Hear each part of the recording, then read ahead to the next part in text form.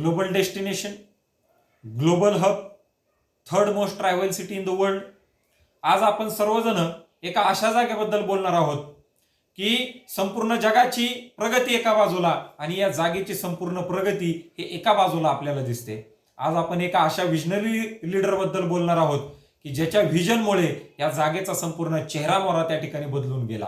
नमस्कार, मी ॲडव्होकेट शार्दूल सुधाकरराव जाधवर, उपाध्यक्ष Jadhavar group of institute, आपल्या सर्वांचं या 8व्या व्हिडिओमध्ये मनापासून खूप खूप स्वागत करतो. आजचा आपला व्हिडिओ हा दुबई या शहराबद्दल आहे आणि तिथले शासक हिज हायनेस शेख मोहम्मद बिन राशिद अल मक्तूम यांच्याबद्दल आज आपण या ठिकाणी बोलणार आहोत. ज्या वेळेला आपण दुबईबद्दल बोलतो त्यावेळेला या दुबईचं जर आपण संपूर्ण इतिहास पाहिला तर 1971 साली युनायटेड अरब अमिरात ज्या वेळेला अस्तित्वामध्ये आलं त्यावेळेला इंग्रजांकडून यांना 1971 साली त्या ठिकाणी त्यांना स्वातंत्र्य मिळालं. ज्या वेळेला आपण संपूर्ण दुबईकडे बघतो त्यावेळेला एक गोष्ट आपल्या लक्षात येते की मागच्या 20 वर्षामध्ये असं काय या दुबईने करून दाखवलं की संपूर्ण जगाची प्रगती एका बाजूला आणि या एकट्या दुबईची प्रगती एका बाजूला. संपूर्ण जगाला प्रेरणा देणं जर कोणतं ठिकाण असेल तर ते दुबई आहे, हे आपण त्या ठिकाणी लक्षामध्ये घेतलं पाहिजे. आज हा एवढा मोठा भारत देश, या भारत देशामध्ये ज्या गोष्टी अवेलेबल नाहीयेत त्या एका दुबई सारख्या छोट्याशा सिटीमध्ये अवेलेबल आहेत. ही सुद्धा गोष्ट आपल्याला त्या दुबईकडे बघताना आपल्याला मोठ्या प्रमाणावरती लक्षामध्ये येते. आणि म्हणून दुबईकडे काय आहे, दुबईकडं एक चांगलं विजनरी लीडरशिप, विजनरी लीडर हा दुबईकडे त्या ठिकाणी आहे. आणि म्हणून दुबईचं ज्या वेळेला आपण संपूर्ण जॉग्राफिकल कंडिशन पाहतो, त्यांचं सगळं भौगोलिक कंडिशन पाहतो, त्यावेळेला आपल्याला लक्षामध्ये येतं की संपूर्ण जी काही त्यांचं सिटी आहे, हा जो काही त्यांचा देश आहे युनायटेड अरब अमिरात, हा संपूर्णच्या संपूर्ण हा वाळवंटामध्ये बसलेला आहे. आणि म्हणून यांच्याकडे स्वतःचं असं जेवण नाही, स्वतःचं असं फूड नाही की जे त्या ठिकाणी ते उगवतील आणि खातील. स्वतःचे असे पाण्याचे काही कोणते स्रोत नाहीत, कारण नदी नाही, संपूर्ण वाळवंट आहे. आणि यांच्याकडे स्वतःचे असे कोणत्याही पद्धतीने मिनरल्स नाहीत, जसं कोळसा निघलाय, कधी हिरे मोती निघतायत, कधी अजून जवाहरात दुसरं काय निघतंय, असं कोणतंही त्या ठिकाणी नाही. आणि स्वतःचं असं खाणी नाही की ज्याच्यातून सोनं निघेल किंवा बाकीच्या गोष्टी काही निघतील, असं काहीही नसताना संपूर्ण जगामध्ये ग्लोबल डेस्टिनेशन, ग्लोबल हब आणि third most travel city in the world असा मान हा दुबईने त्या ठिकाणी पटकावलेला आपल्याला त्याच्यामध्ये दिसतो. आणि ह्या सगळ्या गोष्टी होत असताना त्याचं एकमेव कारण आहे, ते कारण म्हणजे तिथले शासक, ते म्हणजे हिज हायनेस शेख मोहम्मद बिन राशिद अल मक्तूम, जे दुबईचे शासक आहेत आणि युनायटेड अरब अमिरातचे पंतप्रधान आहेत. आणि म्हणून असा दूरदृष्टी नेता मी आज जगामध्ये एक जर व्यक्ती कोण असेल तर तो हिज हायनेस मोहम्मद बिन मक्तूम आहेत, हे आपल्याला त्या ठिकाणी लक्षामध्ये येतं. आणि म्हणून अत्यंत दूरदृष्टिकोन असणारा व्यक्तिमत्व की ज्यांनी या देशाला काही नसल्यापासून ते सगळं काही दुबईकडे आहे, एक नंबरला दुबई जर आज असेल तर या विजनरी लिडरशिपमुळे आहे, हे आपल्याला त्या ठिकाणी लक्षामध्ये येतं. आणि म्हणून ज्या वेळेला आपण लोकांकडे पाहतो त्यावेळेला लोक हे शनिवार रविवारचं प्लॅन करतात, बाबा आपल्याला आता वीकेंड येणार आहे, आपल्याला आता पार्टी करायची, आपल्याला नातेवाईकांकडे जायचंय, आपल्याला फिरायला जायचंय, शनिवार रविवारचं प्लॅन करतात. परंतु हिज हायनेस मक्तूम असे आहेत, शेख असे आहेत की त्या शेखनं त्या ठिकाणी 10 वर्षाच्या पुढं हा दुबई मला कुठं घेऊन जायचा आहे, माझा प्लॅन कशा पद्धतीने असला पाहिजे हे ठरवण्याचं काम जर कुणी केलेलं असेल तर ते मोहम्मद बिन मक्तूम यांनी केलेलं आहे, हे आपल्याला त्या ठिकाणी लक्षामध्ये येतं. आणि म्हणून एकमेव असा राजनेता एक माणूस आहे संपूर्ण जगामध्ये जो शासन करतोय, ज्या माणसाने 10 वर्षाच्या पुढचं प्लॅन हा त्या ठिकाणी करतायत. आज आपल्याकडे इलेक्शन लढताना लोक 100 दिवसामध्ये काय देणार, 200 दिवसामध्ये काय देणार, आणि आल्या 100 दिवसामध्ये आम्ही ह्या गोष्टी करू, त्या गोष्टी करू, असे सांगणारे इलेक्शन आपल्याकडे होतात, अशा सांगणारे पॉलिटिकल पार्टीज आपल्याकडे आहेत.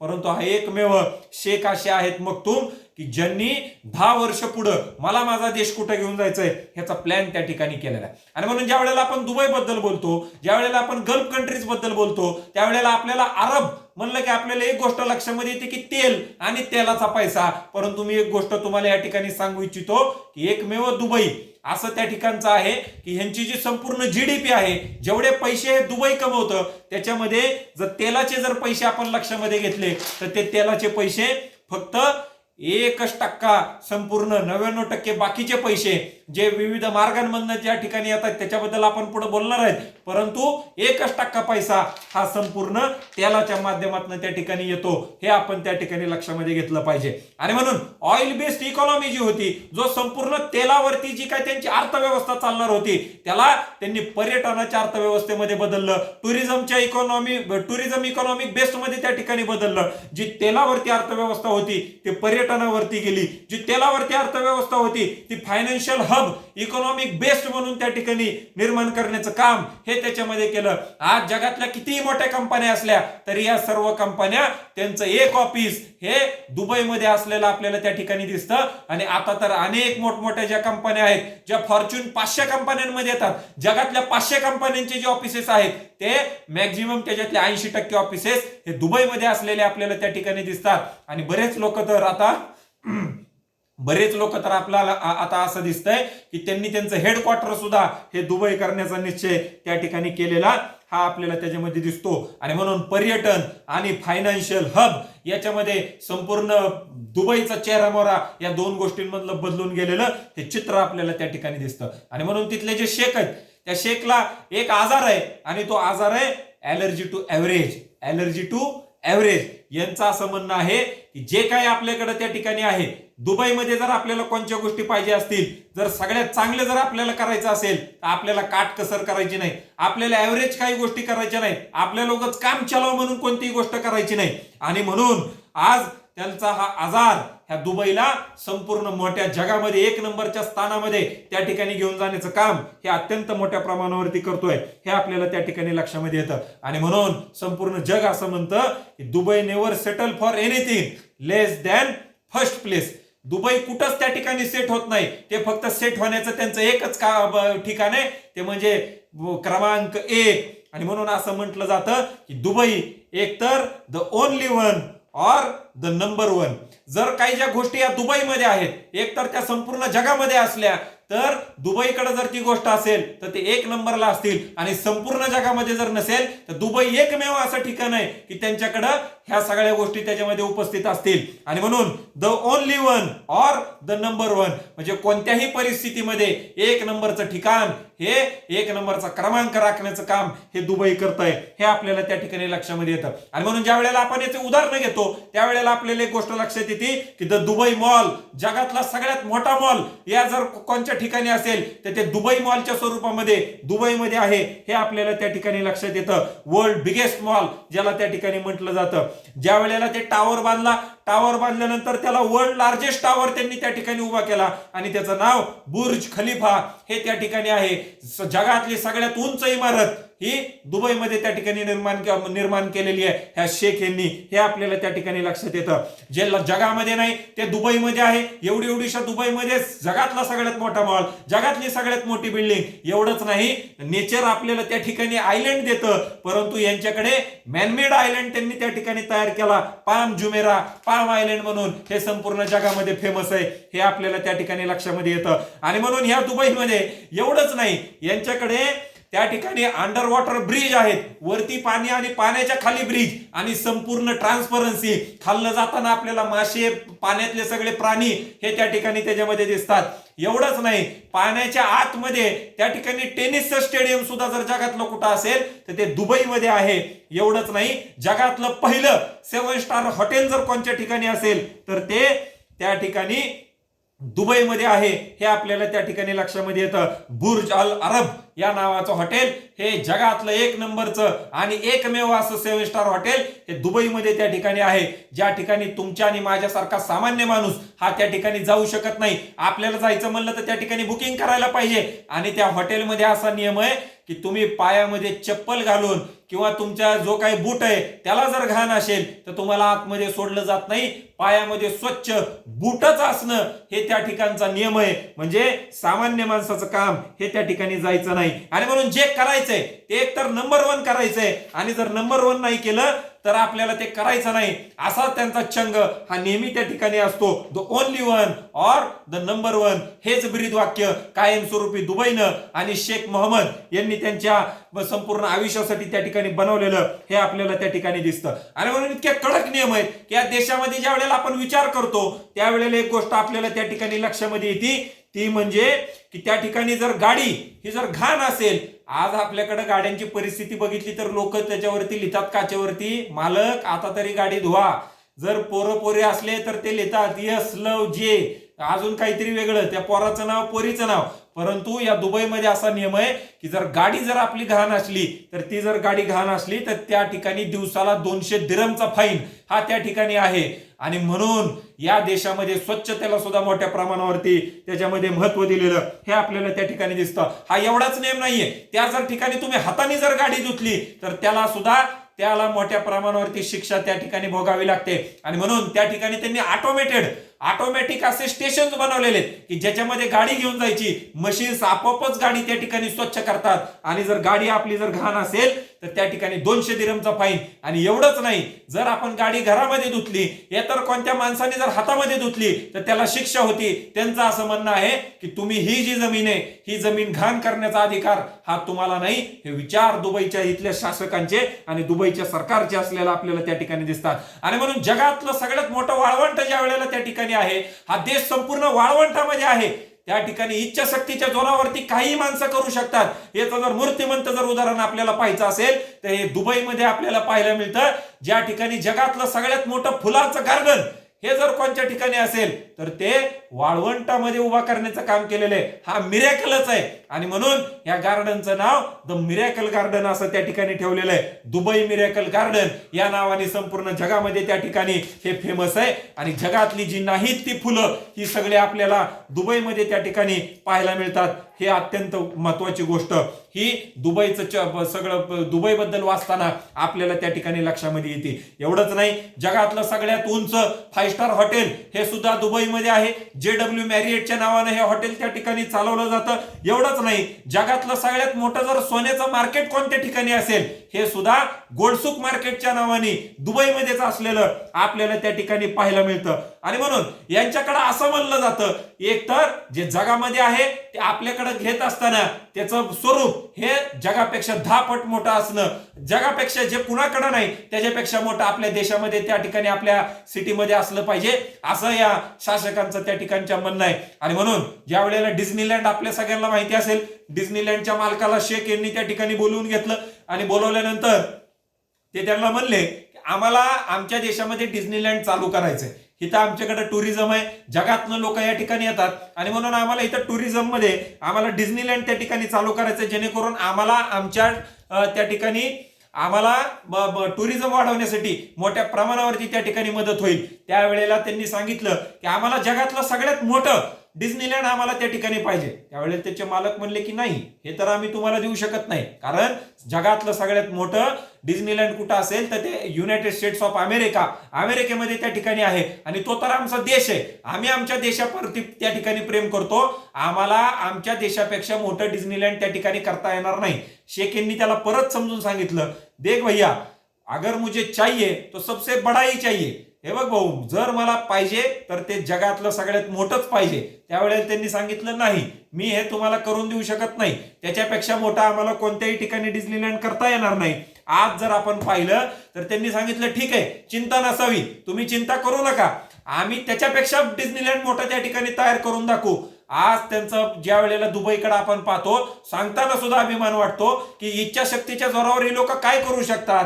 या लोकांनी डिस्नीलँड पेक्षा 2.5 पट मोठं डिस्नीलँड हे दुबईलँडच्या नावाने त्या ठिकाणी तयार केलं दुबईमध्ये, ज्यामध्ये 2 लाख लोकांची कॅपॅसिटी. या डिस्नीलँड सारख्या ठिकाणी जर आपण पाहिलं तर 60-70 हजार लोक त्या ठिकाणी जातात, जे जगातलं सगळ्यात मोठं आहे. यांच्याकडे 2 लाख लोक ऍट ए टाइम जातील, एवढी मोठी कॅपॅसिटी उभा करण्याचं काम हे अत्यंत एंटरटेनमेंटचा पार्क आणि ऍडव्हेंचर पार्क हा दुबईमध्ये त्या ठिकाणी उभा करण्याचं काम हे तिथल्या शासकांनी केलं. आणि ज्याच्यामध्ये 2 लाख लोक जात आहेत हे सुद्धा आपल्याला त्या ठिकाणी लक्षामध्ये येतं. आणि म्हणून शेख हे विजनरी आहेतच, परंतु शेख हे अत्यंत मनमिळावू आणि अत्यंत विनम्र व्यक्तिमत्व हे शेख यांचं आहे, जे लोकांच्या अडचणी समजून घेतात, लोकांमध्ये जातात, आपला देश पुढे घेऊन जाण्यासाठी काय केलं पाहिजे हे शेख प्रत्येक व्यक्तीकडनं त्या ठिकाणी जाणून घेण्याचं काम हे अत्यंत चांगल्या पद्धतीने करतात. आणि म्हणून शेख यांचं वाक्य नेहमी असतं. आणि शेख यांना बघितल्यानंतर एक गोष्ट मला त्या ठिकाणी लक्षामध्ये येते, ते म्हणजे इनोव्हेशन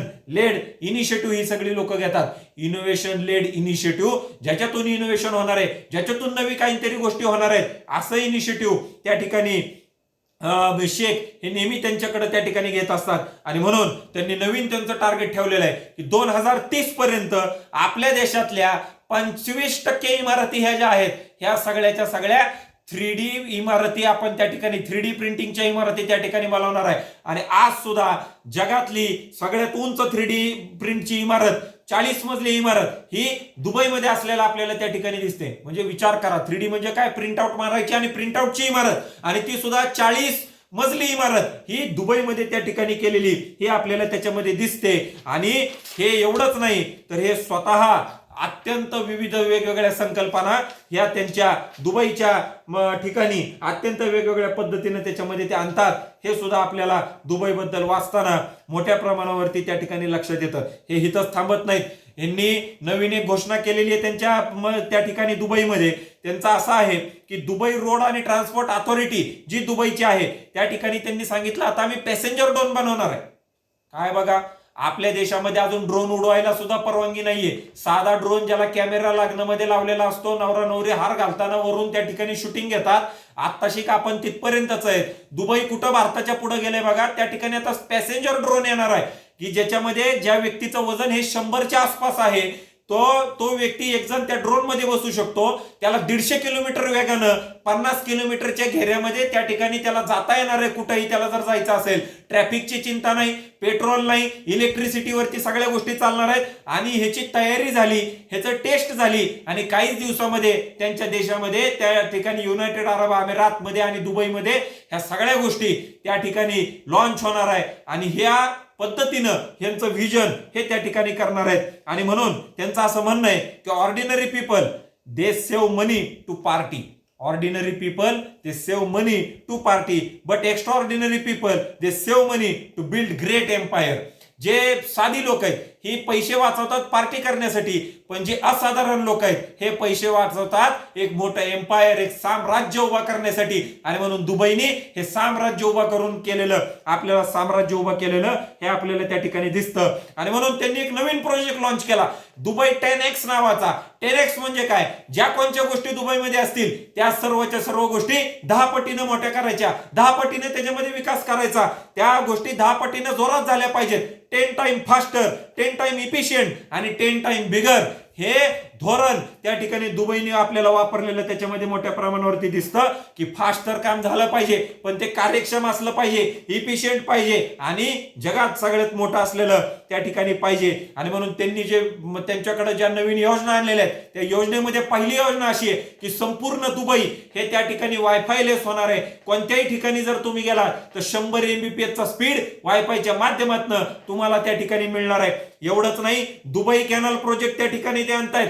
आज आपल्या देशामध्ये नदी जोड प्रकल्प अटल बिहारी वाजपेयींनी त्यांच्या सरकारमध्ये आणलेला होता. अटल बिहारी वाजपेयींचं सरकार त्या ठिकाणी जाऊन त्याच्यावरती 4 सरकार नवीन आले, काँग्रेसचे 2दा, बीजेपीचे 2दा, जवळजवळ 20 वर्ष झाली, तरी सुद्धा त्या ठिकाणी अजून सुद्धा आपण नदी जोड प्रकल्प करू शकलेलो नाही. परंतु हे शेख यांची विजनरी लिडरशिप अशी आहे की वाळवंटामध्ये त्या ठिकाणी ते आता संपूर्ण दुबईला त्या ठिकाणी पाण्याचा वेढा मारणार आहेत, पाणी संपूर्ण दुबईमधून नेणार आहेत. दुबई कॅनल असं या प्रोजेक्टचं नाव आहे. आणि ज्याच्यामध्ये ट्रान्सपोर्ट सगळा दुबईचा त्या ठिकाणी चेंज होणार आहे. जहाजा त्याच्यावर चालणार आहेत. आणि ज्या वेळेला आपण पेट्रोलचा खर्च आणि जहाजांचा काढतो त्यावेळेला पेट्रोलच्या खर्चापेक्षा जहाजाचा खर्च हा अत्यंत कमी आहे आणि त्याच्यातून ट्रान्सपोर्टचा खर्च हा कमी त्या ठिकाणी होणार आहे. एवढंच नाही, ज्या वेळेला हे कॅनल तयार होणार आहे त्यावेळेला त्या कॅनलमध्ये 200 घरं बांधली जाणार आहेत आणि ते घरं बांधून संपूर्ण खर्च हा कॅनलवरती जेवढा होणार आहे तेवढा खर्च वसूल करण्याचं काम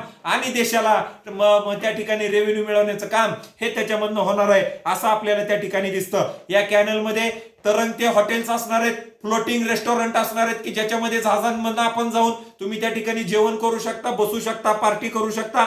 एवढंच नाही तर त्या ठिकाणी मरीना बीचेस सुद्धा त्या ठिकाणी बनवत आहेत की बीचला लागून असणारी घरं ही दुबई त्या ठिकाणी बनवते. आणि म्हणून ज्या वेळेला आपण सुरुवात केली की दुबईकडे काहीच नव्हतं आणि आज दुबईकडे सगळ्यात जास्त काही काही आहे, दुबईकडनं आपल्या मोठ्या देशाला त्या ठिकाणी शिकावं लागतं. त्यावेळेला असं म्हणावं असं वाटतं की रिसोर्स नसले तरी चालतील, परंतु माणसानं आणि त्यांच्या देशानं रिसोर्सफुल असणं त्या ठिकाणी गरजेचं आहे. आपल्याकडे काय नाहीये म्हणून आपण शांत बसलो नाही पाहिजे, आपल्या देशाकडे ह्या सुविधा नाहीत म्हणून आपण शांत बसलो नाही पाहिजे. तर आपण स्वतःहून त्या ठिकाणी त्या सुविधा बनवायला पाहिजेत. आणि ही गोष्ट उत्तर प्रदेश असेल, बिहार असेल, तिकडे पूर्वोत्तरची सगळी राज्य असतील, 7 सिस्टर्स ऑफ आपले इंडियाचे असतील, ह्या सगळ्या राज्यांनी ह्या गोष्टी शिकणं आणि आपल्या केंद्र सरकारने या गोष्टी दुबईकडनं शिकणं अत्यंत गरजेचं आहे असं मला त्या ठिकाणी अत्यंत मोठ्या प्रमाणावरती वाटतं. आणि म्हणून ज्या वेळेला आपण दुसरे अमिरेट्स आहेत त्यांचा ज्या वेळेला आपण विचार करतो, ज्या वेळेला आपण अबुधाबीचा विचार करतो, त्यावेळेला आपण अबुधाबी बद्दल बोलू शकतो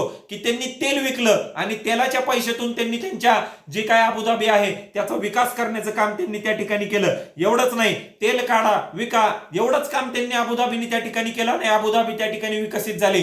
परंतु बाकीचे जे गल्फ कंट्रीज आहेत यांनी सुद्धा हेच काम केलं की त्या ठिकाणी त्यांनी तेलाच्या पैशावरती संपूर्ण गल्फ कंट्री जो काय अरब देश आहेत त्यांचं सगळी जर इकॉनॉमी कशावरती असेल तर ती इकॉनॉमी फक्त तेलावरती, पेट्रोल आणि डिझेलवरती त्या ठिकाणी आहे. हे आपल्याला त्या ठिकाणी लक्षामध्ये येतं. परंतु हे दुबई जे आहे हे दुबईकडे काय नसताना त्यांच्याकडे एकच गोष्ट होती, ते म्हणजे ईज ऑफ कम्युनिकेशन. काय होतं त्यांच्याकडे? ईज ऑफ कम्युनिकेशन आणि लांबचा विचार करणारे विजनरी लिडरशिप ही त्या ठिकाणी त्यांच्याकडे होती. आणि म्हणून त्यांनी ज्या वेळेला त्यांच्याकडे ईज ऑफ कम्युनिकेशन आहे त्यावेळेला त्यांनी world most connected smart city म्हणून दुबईला त्या ठिकाणी विकसित केलं. आज दुबईमध्ये त्या ठिकाणी ते हायपरलूप त्या ठिकाणी बनवतायत वर्जिन कंपनी सोबत इंग्लंडच्या, आणि त्याच्यामध्ये 140 किलोमीटर दुबईपासून अबुधाबी पर्यंत एका वेळेला 10,000 लोक 12 मिनिटांमध्ये जाणार आहेत. काय बघा, एवढीला त्या ठिकाणी सिटी, हे अमिरात, त्यांच्याकडे किती जागा आहे, काय काही सुद्धा नसताना सुद्धा या लोकांनी काय बनवायला लागलेत, हायपरलूप त्या ठिकाणी बनवतायत. आपल्याकडे बुलेट ट्रेन 2014ला येणार होती, आज 2021 मध्ये अजून आपण काहीच केलं नाही. दुबई पासून अबुधाबी पर्यंत 140 किलोमीटर हे हायपरलूप बनवतायत. त्या हायपरलूपचं काम त्या ठिकाणी चालू आहे, हे संपत आलेलं आहे. म्हणजे नुसतंच आपण काय त्या ठिकाणी नुसतंच भूमिपूजन केलेलं नाही, हे सगळं झालेलं आहे. 140 किलोमीटर 10,000 लोक 12 मिनिटांमध्ये त्या ठिकाणी जाणार आहेत, हे हायपरलूप त्या ठिकाणी केलेलं आहे. आणि म्हणून ह्यांचं व्हिजन काय हे आपण लक्षामध्ये घेतलं पाहिजे. आणि म्हणून जेवढ्या मी गोष्टी तुम्हाला सांगतोय ह्या सगळ्या गोष्टी त्यांच्या शासकांनी त्या ठिकाणी करून दाखवलेल्या आहेत. आणि म्हणून भिकारी दुबई तेच जगातलं सगळ्यात श्रीमंत दुबई हे आपल्याला लक्षामध्ये घ्यायचं. आजच्या व्हिडिओमधनं हे आपल्याला त्या ठिकाणी शिकायचंय. आणि म्हणून त्यांनी अजून एक नवीन जी योजना आणलेली ती म्हणजे ड्रायव्हरलेस कार. जेवढे काही गाड्या आहेत ह्या सगळ्या गाड्या त्या ठिकाणी ड्रायव्हरलेस झाल्या पाहिजेत असं त्यांचं म्हणणं त्या ठिकाणी आहे. आणि त्यांनी जे टार्गेट ठेवलेलं आहे की 2025 पर्यंत 25% ज्या गाड्या दुबई मधल्या आहेत या सर्वच्या सर्व गाड्या ड्रायव्हरलेस झाल्या पाहिजेत. त्याच्यामध्ये कुणीही ड्रायव्हर नसणार आहे, आपोआप त्या सगळ्या गाड्या त्या ठिकाणी चालतील. आणि टेस्ला कंपनी आपल्याला माहिती आहे, इलॉन मस्क ते जे मालक आहेत, येणाऱ्या काही दिवसांमध्ये त्यांच्यावरती आपण व्हिडिओ बनवणार आहे. त्यांनी सुद्धा अमेरिकेमध्ये त्या ठिकाणी टेस्ला कंपनीच्या सगळ्या गाड्या ह्या ऑटोमॅटिक चालतात, त्याला ड्रायव्हरची गरज नाही, हे आपल्याला त्या ठिकाणी लक्षामध्ये येतं. आणि म्हणून पब्लिक ट्रान्सपोर्ट सुद्धा अत्यंत चांगला पाहिजे म्हणून यांनी अशा काही बसेस त्या ठिकाणी डेव्हलप केलेल्या आहेत. अशी एक गाडी त्या ठिकाणी त्यांनी बनवलेली आहे की ज्याच्यामध्ये 30 लोक ऍट अ टाइम बसतील. एक तुम्ही ऍप डाउनलोड त्या ठिकाणी करायचंय, त्या ऍप मध्ये तुम्ही त्यांचं त्या ठिकाणी बुकिंग करायचंय. स्टार्ट पॉईंट कुठं, नऱ्यामधनं मला कुठं जायचंय, त्या ठिकाणी स्वारगेटला जायचंय, स्टार्ट पॉईंट टाकायचा, एंड पॉईंट टाकायचा, ती गाडी आपोआप तुमच्याकडे येणार, त्याच्यात तुमचं शीट बुक असणार आणि त्या वेळेला तुम्ही ती गाडी आहे त्याच्यामध्ये तुम्ही बसल्यानंतर ज्या ठिकाणी तुम्ही एंड पॉईंट टाकलेला आहे त्या ठिकाणी मॅपच्या साहाय्यानं ती गाडी नेऊन तुम्हाला त्या ठिकाणी सोडणार. या पद्धतीचं काम, इतक्या पुढचे विचार, इतकं मॉडर्न वर्ल्ड जे आपल्या देशामध्ये यायला अजून 50 वर्ष लागतील, ते काम आज दुबईमध्ये त्या ठिकाणी होतंय आणि त्या अंमलामध्ये येण्याचं काम सुद्धा त्या ठिकाणी होतंय. आणि म्हणून अशा ड्रायव्हरलेस कार, ऑटोमॅटिक कार्स त्या ठिकाणी दुबई याला प्रोत्साहन त्या ठिकाणी देत आहे. आणि एवढंच नाही तर आपल्याकडे गुड गव्हर्नन्स ज्याला म्हणलं जातं, ज्या वेळेला नरेंद्र मोदी सरकारमध्ये आले त्यावेळेला त्यांनी सांगितलं की गुड गव्हर्नन्स त्या ठिकाणी पाहिजे. त्याचं मूर्तिमंत जर उदाहरण कुठं असेल तर ते दुबईमध्ये आहे. आणि म्हणून या व्हिडिओच्या माध्यमातून मी सरकारला सुद्धा या दुबईकडनं शिकण्याची गोष्ट देतोय. त्यांच्याकडे काय बघा, त्यांच्याकडे काय आहे, त्यांच्याकडे एकच गोष्ट आहे, पोलिसिंग विदाउट पोलीस. पोलीसची सगळी कामं करणार आहेत, परंतु ते काम करायला पोलीसच नाहीये. काय बघा, नवीनच गोष्ट आहे, पोलिसिंग विदाउट पोलीस. म्हणजे स्मार्ट पोलीस स्टेशन त्यांनी बनवलेले आहेत, ऑटोमॅटिक पोलीस स्टेशन. ज्या पोलीस स्टेशन मध्ये लोकच नाहीत तरी सुद्धा त्या देशामध्ये एकही क्राईम होत नाही, एकही लबाडाच्या गोष्टी होत नाहीत, एकही चोरी त्या ठिकाणी होत नाहीत. याचं कारण काय? स्मार्ट पोलीस स्टेशन त्यांनी त्या ठिकाणी बनवलेले. हे स्मार्ट पोलीस स्टेशन काय आहेत? आज त्यांनी एक पोलीस स्टेशन वरती त्या ठिकाणी याची तयारी करून दाखवली. आज एका मागे एक हे असे स्मार्ट पोलीस स्टेशन संपूर्ण दुबईमध्ये त्या ठिकाणी बनवत आहेत. ज्याच्यामध्ये जर आपण लक्षामध्ये घेतलं, ह्या ऑटोमॅटिक पोलीस स्टेशनचा फायदा असा आहे, त्या ठिकाणी भ्रष्टाचार हा 0% झाला. 1% भ्रष्टाचार पोलिसांच्या बाबतीतला दुबईमध्ये त्या ठिकाणी होत नाही. याचं कारण काय? आज जर आपण आपल्या देशामध्ये जर पाहिलं तर झाडाखाली त्या ठिकाणी ट्रॅफिकचे पोलीस लपलेले आपल्याला त्या ठिकाणी दिसतात, की एखाद्या माणसाने सिग्नल तोडला की ते लोक फाटदिशीने लगेच पुढे येणार आणि चलो पैसे भरा. काही लोक त्या ठिकाणी जे इमानदार आहेत ते पावती फाडतात, काही लोक टेबलाच्या खालून पैसे घेतात. हे आपल्याला त्या ठिकाणी लक्षामध्ये येतं. परंतु हे स्मार्ट पोलीस स्टेशन जे आहेत याच्यामध्ये सगळ्या ऑटोमॅटिक सगळ्या गोष्टी होतात. ज्याच्यामध्ये क्रिमिनल रेकॉर्ड काढायचा असेल, क्रिमिनल रेकॉर्ड चेक करायचा असेल, हे ऑटोमॅटिक मशीन तुम्हाला काढून देतं. त्याच्यामध्ये तुम्ही माहिती भरल्यानंतर तुम्हाला कंप्लेंट करायची आहे, ती तुम्हाला इथं तुम्ही मेल टाकल्यासारखं त्या ठिकाणी त्या स्मार्ट पोलीस स्टेशन मध्ये जाऊन त्या मशीनवरती टाकू शकता.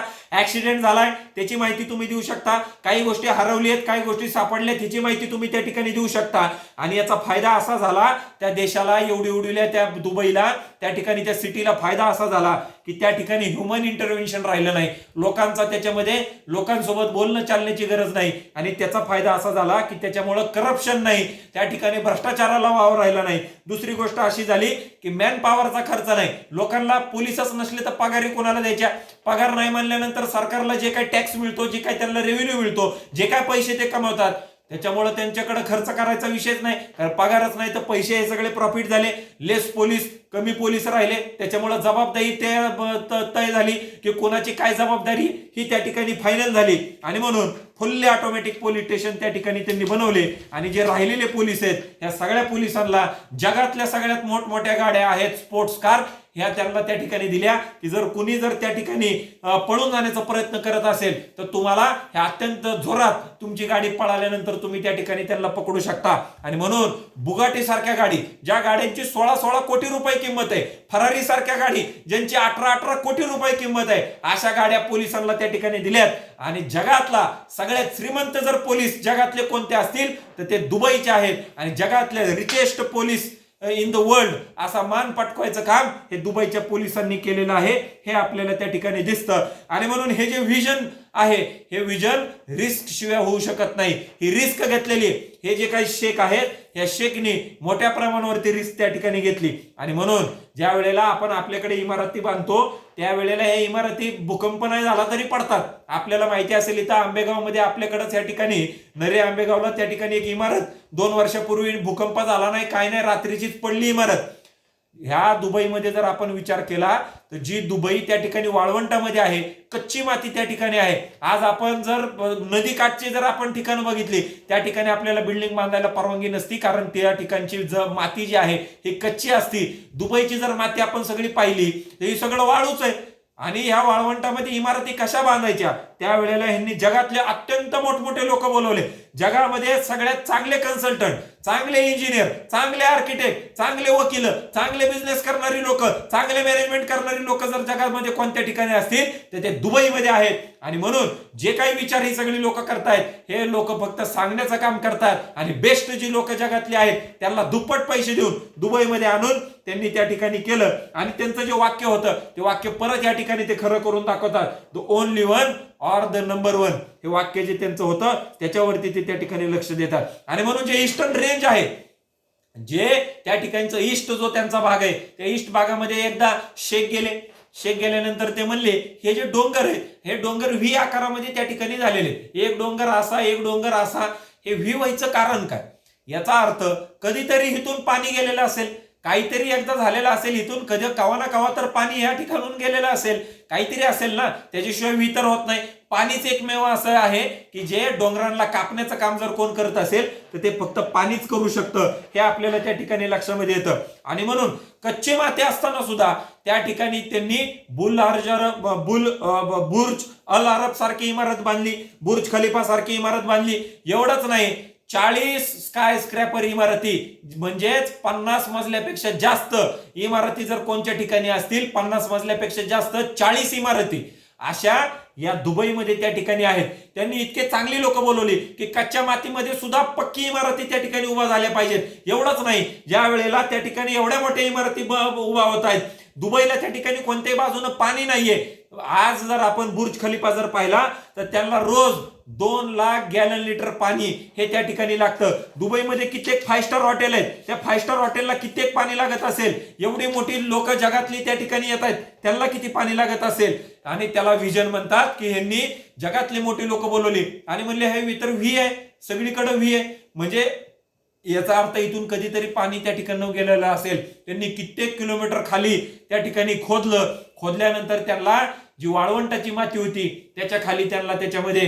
पाणी सापडलं आणि ते सगळं पाणी त्या ठिकाणी प्रोसेस करून आज संपूर्ण दुबईला त्या ठिकाणी ते पाणी काढून प्रोसेस करण्याचं काम हे त्याच्यामध्ये त्या ठिकाणी करतायत. आणि म्हणून ज्या वेळेला या 50-50 मजली इमारती उभ्या होत आहेत, जगातल्या सगळ्यात उंच उंच इमारती होत आहेत, ह्या इमारती सगळ्या पाणी पिण्याचं काम करत असतात. आणि हे सगळं त्या ठिकाणी एक रिसोर्सफुल यांनी एक त्या ठिकाणी तयार केलं की पाणी काढा, त्याला प्युरिफाय करा, प्रोसेस करा आणि ते सगळ्या लोकांना द्या. हे काम त्या ठिकाणी शेख यांनी केलेलं आपल्याला त्या ठिकाणी दिसतं. आणि म्हणून जे 7 एमिरेट्स आहेत, मग त्याच्यामध्ये अबुधाबी असेल, शारजा असेल, दुबई असेल, आजमान असेल, अशा ज्या 7 आहेत, या 7 मध्ये सगळ्यात जास्त लिस्ट कन्झर्वेटिव्ह म्हणजेच मोकळ्या मनाचं जर कोण आहे तर ते दुबई आहे, हे आपल्याला त्या ठिकाणी दिसतं. दुबईमध्ये 200 देशाचे नागरिक हे त्या ठिकाणी राहतात, काम करतात आणि त्या ठिकाणी धंदा करतात, हे आपल्याला त्या ठिकाणी दिसतं. आणि म्हणून ज्या वेळेला आपण दुबई बद्दल बोलतो त्यावेळेला दुबईमध्ये स्वतःचे जे त्यांचे शेख आहेत,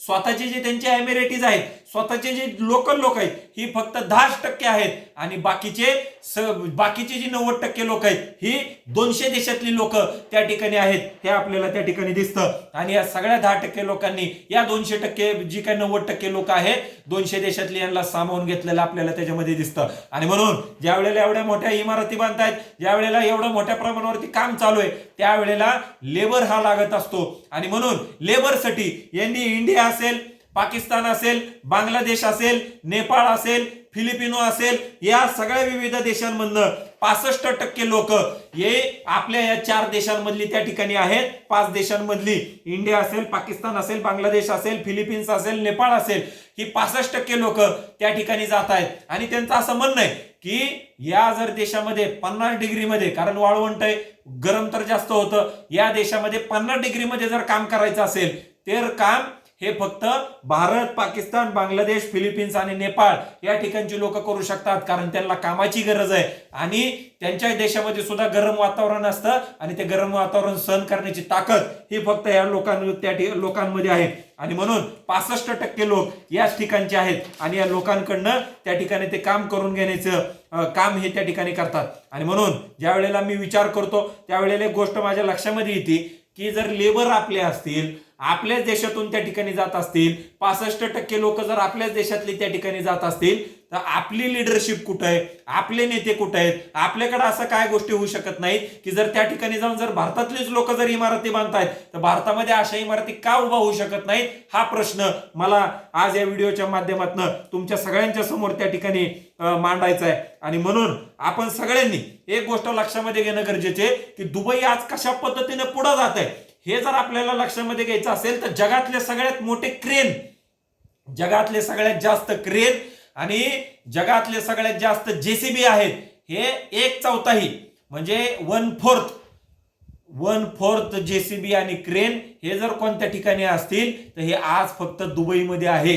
म्हणजे याचा अर्थ असा आहे की जर जगातले सगळ्यात जास्त क्रेन, जगातले सगळ्यात जास्त जर जेसीबी एकट्या दुबईमध्ये असतील, याचा अर्थ दुबई किती मोठ्या प्रमाणावरती एक्सपांड होत आहे, किती मोठ्या प्रमाणावरती त्या ठिकाणी प्रोग्रेस आणि प्रगती होते, हे आपल्याला त्या ठिकाणी लक्षामध्ये घेणं हे अत्यंत गरजेचं आहे. आणि म्हणून आलेले जे लेबर आहेत या लेबरला मोटिवेशन द्यायचं काम हे दुबईतली लोक, शेख लोक त्या ठिकाणी करतात आणि त्यांना त्या ठिकाणी मोटिवेट करून बुर्ज खलिफा सारखी इमारत बांधतील, बुर्ज अल अरब सारखी इमारत बांधतील आणि जे अनस्किल्ड लोक आहेत त्या लोकांना स्किल देणं, पाहिजे ती कामं त्या लोकांकडनं करून घेणं, त्यांना या सगळ्या गोष्टी शिकवणं, हे काम हे दुबईच्या लोकांनी केलेलं आपल्याला त्या ठिकाणी लक्षामध्ये येतं. आणि म्हणून आपल्याकडे सुद्धा प्रामाणिक नेते असणं, प्रामाणिक आपल्या देशामध्ये सरकार असणं, त्यांचं विजन चांगलं असणं, आपला देश एक नंबरला पाहिजे, आपल्या देशाची लोक त्या ठिकाणी देशाचं नाव हे मोठ्या प्रमाणावरती गेलं पाहिजे. आपल्या देशामध्ये तर रिसोर्सेस आहेत, स्वतःचं अन्न आहे, स्वतःचं पाणी आहे, स्वतःच्या खाणी आहेत, आपल्याकडे त्या ठिकाणी टुरिझमसाठी विविध ठिकाणं प्रत्येक शहरामध्ये वेगळं काहीतरी ऐतिहासिक स्थान आहे. आपण तर काय करू शकतो, मी असा विचार करतो की जर शेख आपल्या देशाचे जर शासक असते तर भारत हा महासत्ता कधीच 1971 साली ज्या वेळेला त्यांना स्वातंत्र्य मिळालं, आपल्याला जर 47 ला मिळालंय, आपण तर 1970 पर्यंतच त्या ठिकाणी महासत्ता झालेलो असतो असं मला त्या ठिकाणी वाटतं. आणि म्हणून यांचं जे वाक्य असतं की वी नंबर 1 बी नंबर 1 यांचं जे वाक्य आहे हे त्यांनी त्या ठिकाणी सत्यामध्ये उतरवण्याचं काम केलंय. आणि म्हणून या लेबर लोकांना मोटिवेट करून आज बुर्ज खलिफाचं जर आपण पाहिलं तर 14 वर्ल्ड रेकॉर्ड, गिनीज रेकॉर्ड हे त्या ठिकाणी दुबईच्या बुर्ज खलिफाच्या नावाने त्या ठिकाणी आहे. वर्ल्ड टॉलेस्ट बिल्डिंग, जगातली सगळ्यात उंच बिल्डिंग, नंतर हायेस्ट रेस्टॉरंट, सगळ्यात उंच रेस्टॉरंट हे बुर्ज खलिफामध्ये आहे, सगळ्यात उंच बिल्डिंग ही बुर्ज खलिफामध्ये आहे, सगळ्यात उंच लिफ्ट ही बुर्ज खलिफामध्ये आहे. जगातलं सगळ्यात मोठं फायरवर्क जर कुठं असेल म्हणजे दिवाळीला आणि न्यू इयरला जर सगळ्यात उंच फटाके जर कुठं फुटत असतील तर ते बुर्ज खलिफाला त्या ठिकाणी होत आहेत. सगळ्यात जास्त मजल्यावाली इमारत म्हणजे बुर्ज खलिफा. त्याचबरोबर सगळ्यात जास्त हायेस्ट रेसिडेन्शियल प्लेस म्हणजे सगळ्यात उंच राहण्याचं जर ठिकाण कोणतं असेल तर ते बुर्ज खलिफा. सगळ्यात उंच नाईट क्लब आणि पब जर कुठं असेल, डिस्को कुठं असेल तर ते बुर्ज खलिफा. असे 14 विविध हे 14 रेकॉर्ड हे बुर्ज खलिफाच्या नावाने आहेत आणि असे अनेक रेकॉर्ड हे दुबईच्या नावाने त्या ठिकाणी असलेले हे आपल्याला त्याच्यामध्ये दिसतात. आणि म्हणून जे शेख यांचं विजन आहे त्यांचं असं म्हणणं आहे की मी या दुबईला त्या ठिकाणी ग्लोबल टॅलेंट आणि ग्लोबल ट्रॅफिक हे कशा पद्धतीने वाढवणार आहे याचा प्रयत्न मी त्या ठिकाणी करणार आहे. आणि म्हणून ग्लोबल टॅलेंट म्हणजे जगातलं जे चांगली लोक आहेत, जगामध्ये जी लोक विविध आयडिया त्या ठिकाणी वापरून जगामध्ये त्यांनी त्यांचे बिझनेस एस्टॅब्लिश केले आणि जगामध्ये श्रीमंत लोक झाले, या लोकांना मी माझ्या देशामध्ये कसं वळवणार हा प्रयत्न स्वतः शेख त्या ठिकाणी करतायत. आणि म्हणून टॅक्स फ्री इकॉनॉमी त्यांनी त्या ठिकाणी आणली. आज दुबई असा देश आहे, दुबई असं शहर आहे त्या ठिकाणी त्याच्यामध्ये टॅक्स लागत नाही. आज आपल्याकडे जीएसटी 18%, 24%, 10%, 5% आपल्याला जीएसटी भरावा लागतो, आपल्याला इन्कम टॅक्स भरावा लागतो. आपण जे पैसे कमवतो 30%, 20%, 10%, 5% इतके पैसे आपल्याला सरकारला त्या ठिकाणी द्यावे लागतात.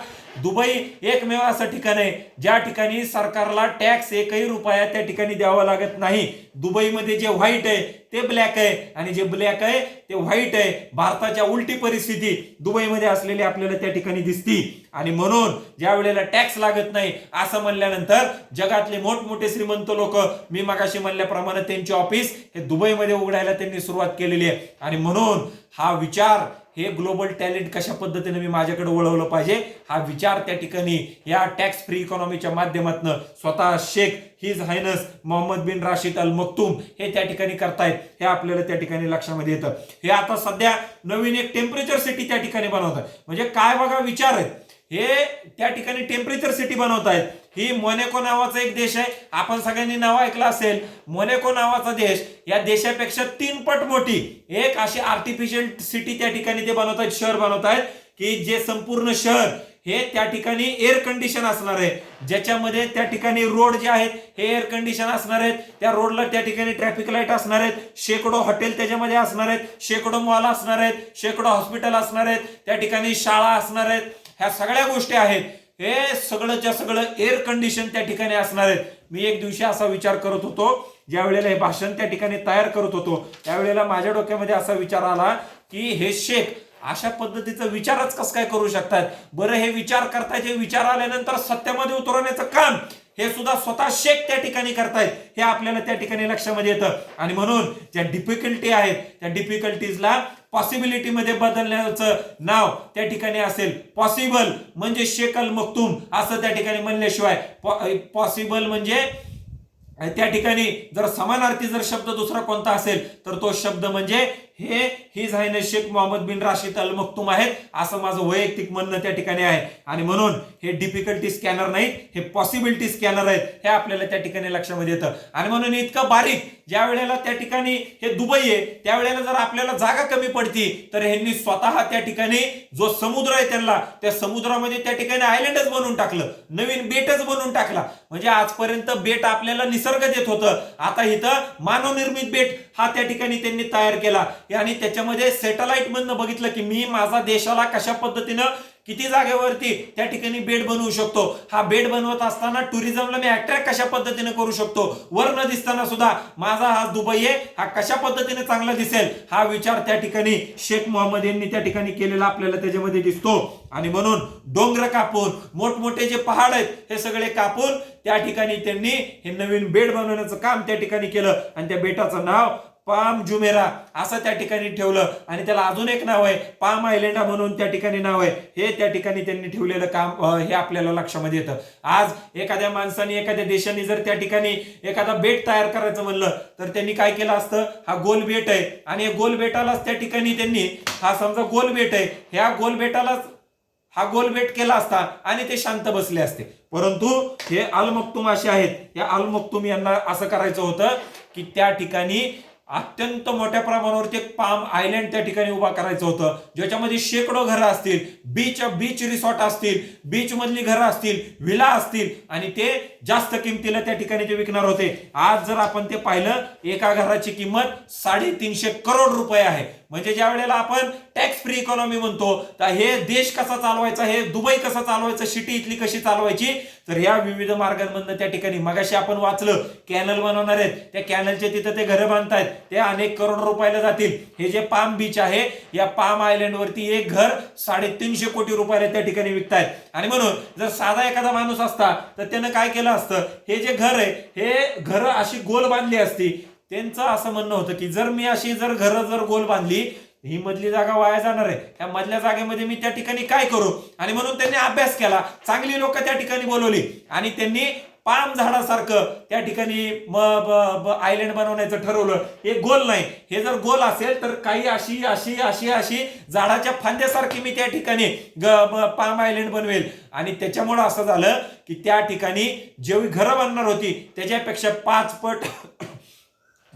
5 पट अधिक घरं ही त्या ठिकाणी पाम आयलंड वरती बनवण्यामध्ये त्यांना त्या ठिकाणी यश आलं. आणि त्याच्यामुळं त्या ठिकाणी बाकीचे देश हे त्या ठिकाणी तेल विकतायत, आपल्याकडे जर काही नाही तर आपण काय केलं पाहिजे, तर ह्यांनी पाम आयलंड बनवलं, एक घर 350 कोटी रुपयाला विकलं आणि 5 पट मोठं आयलंड हे त्या ठिकाणी त्याच्यामधनं बनवण्याचं काम हे त्या ठिकाणी झालं. आणि म्हणून ह्यांचं जे कमिटमेंट आहे हे commitment to trade is there bigger reason to success. आज जर ट्रेड आहे हा आपल्या देशामध्ये ट्रेड कशा पद्धतीने वाढवला पाहिजे हे त्यांचं विचार होते आणि त्याच्यामुळे ते प्रगतिशील झाले हे आपल्याला त्या ठिकाणी लक्षामध्ये येतं. आणि म्हणून असं या ठिकाणी म्हटलं जातं Dubai is not found on oil, Dubai was not found on oil, it was found on trade. फक्त व्यापारामुळं दुबई हा त्या ठिकाणी अस्तित्वामध्ये आला हे आपल्याला त्या ठिकाणी दिसतं. आणि म्हणून ह्यांच्या ज्या कमिटमेंट आहेत, ईज ऑफ डुईंग बिझनेस, आज भारत देश ज्या वेळेला मोदी नव्हते त्यावेळेला भारत हा 120व्या स्थानावरती होता. मोदी आल्यानंतर तरी आताशी कुठं आपण 70-80 नंबरला त्या ठिकाणी गेलोय. ह्यांचं जे ईज ऑफ डुईंग बिझनेस आहे हे जर आपण पाहिलं तर ह्यांनी स्पेशल इकॉनॉमिक झोन बनवलेले आहेत, त्या ठिकाणी फ्री बिझनेस झोन आहेत आणि टॅक्स फ्री इकॉनॉमी त्या ठिकाणी बनवलेली आहे. आणि म्हणून आज ह्यांचे जो काही दुबई आहे ही Dubai 3rd largest export in the world असं त्या ठिकाणी म्हटलं जातं की ज्या वेळेला दुसरा माल त्या ठिकाणी विकायचा आहे त्यावेळेला तो पहिल्यांदा तो दुबईमध्ये येतो आणि दुबई नंतर त्या ठिकाणी विकला जातो किंवा दुबईवरनं त्या ठिकाणी पुढं हा एक्सपोर्ट केला जातो. हे आपल्याला त्या ठिकाणी मोठ्या प्रमाणावरती लक्षामध्ये येतं. आणि म्हणून आज जगातले कितीही मोठे देश असू द्या, बारके देश असू द्या, प्रत्येक देशामधनं दर 5 तासाला एक विमान हे दुबईला जातं हे आपल्याला त्या ठिकाणी लक्षामध्ये येतं. म्हणजे कनेक्टिव्हिटी सुद्धा जर आपल्याला धंदा मोठा करायचा आहे, आपल्याला जर ट्रेडिंग करायचं, आपल्याला जर मोठ्या प्रमाणावरती जर आपल्याला जगाला अट्रॅक्ट करायचंय तर कनेक्टिव्हिटी सुद्धा चांगली पाहिजे. म्हणून दर 5 तासाला त्या ठिकाणी विमान जातं. एमिरेट एअरवेज, आपल्या सगळ्यांना माहिती असेल की जेवढे क्रिकेटचे अंपायर आहेत त्यांच्या शर्टावरती लिहिलेलं असतं फ्लाय एमिरेट.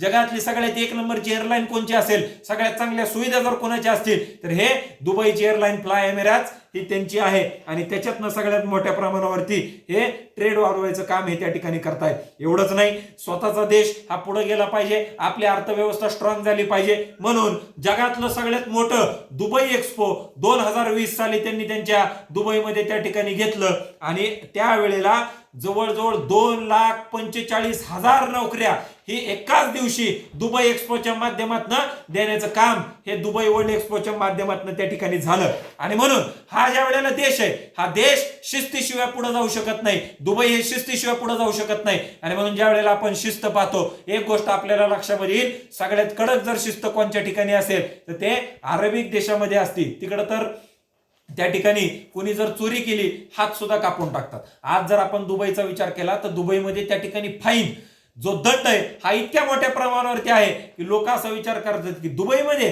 चूक करणं अजिबात नाही, दुबईमध्ये चूक करणं कोणालाही परवडत नाही. आणि म्हणून एखाद्या माणसाने एखाद्या जर मुलीची छेड काढली, त्या मुलीचं जर त्या ठिकाणी इव्ह टीजिंग केली, तिच्यावरती जर काही कमेंट पास केली, जर तिचा छेडछाड करण्याचा प्रयत्न केला तर त्याला जी शिक्षा होणार आहे त्या शिक्षेचा तुम्ही विचार की सुद्धा त्या ठिकाणी करू शकत नाही.